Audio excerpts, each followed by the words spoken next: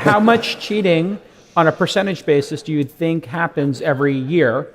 How much, and do you think Trump You actually need to won be the last careful time? with the verbs. So, cheating, stealing, that implies something happened in the dark of night. Massaging. I think the verb you're allowed to use is fortify.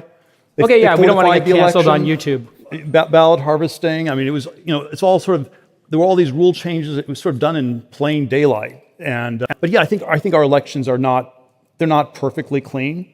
Otherwise, we could examine it. We could have vigorous debate about it. Well, what would you change then? What should change? Because we all want everybody's votes to count. We want it to be clean. I'm talking about the audience I don't know. here. At a minimum, you'd try to run elections the same way you do it in every other Western democracy. You have one-day voting. You have practically no absentee ballots, and it's one day where everything happens. It's not this two-month elongated process. That's the way you do it in every other country. You'd have some somewhat stronger voter ID, and make sure that the people who are voting have a right to vote. Make it a national holiday. But that's basically what you do in every other Western democracy, and it used to be much more like that in the U.S. I mean, it's meaningfully decayed over the last 20, 30 years. 20, 30 years ago, 30, 40 years ago, you got the results on the day of the vote, and that sort of stopped happening a while ago. What would make you not disappointed? So Trump gets elected. What's your counter narrative on, we're a year, 2 years past the election, Trump is president. What makes you say I'm surprisingly not disappointed? What takes place?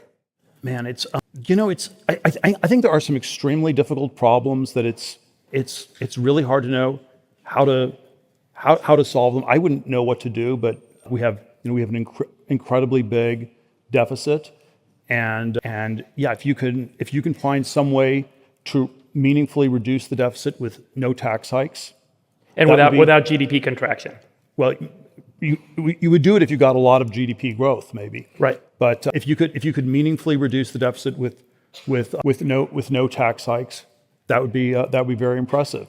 I think we're sort of sleepwalking into Armageddon with the Ukraine and the conflict in Gaza are just sort of the warm-ups to the China-Taiwan war, and so if Trump can find a way to head that off, that would be incredible. If they don't go to war in 4 years, that will be better than I would expect, possibly. In relation to Taiwan, if Trump called you and asked, should we defend it or not in this acute case, would you advise to let Taiwan be taken by China in order to avoid a nuclear holocaust and World War III?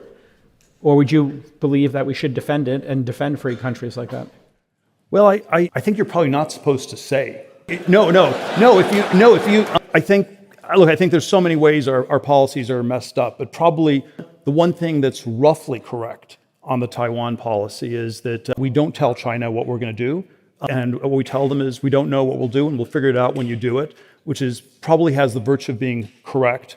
And then I think if you had a red line at Quemoy Matsu, the island 5 miles off the coast of China, that's unbelievable. If you say we want some guardrails and we won't defend Taiwan, then they'd get invaded right away. So I think the policy of not saying what our policy is, and maybe not even having a policy, in some ways is relatively the best. Yeah. I think anything precise you say, that's going to just lead to war right away. But what do you believe? Worth defending or not worth stirring the conflict? Democracy in this tiny island, worth going to war over or not, according to Peter Thiel?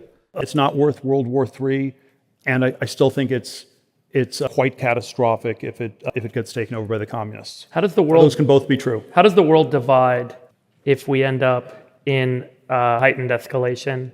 Is China, Russia, Iran friends? Is that an axis that forms?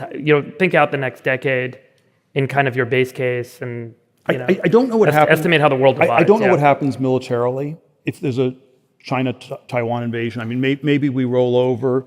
Maybe it escalates, all the way to nuclear war. Probably some very messy in-between thing, sort of like what you have in the Ukraine.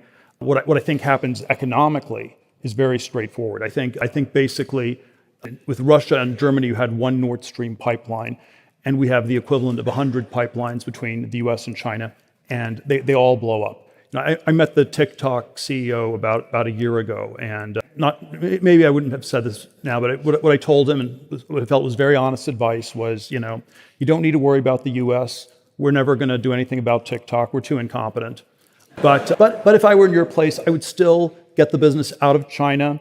I would get the computers out, the people out. I'd completely decouple it from ByteDance because TikTok will be banned 24 hours after the Taiwan invasion.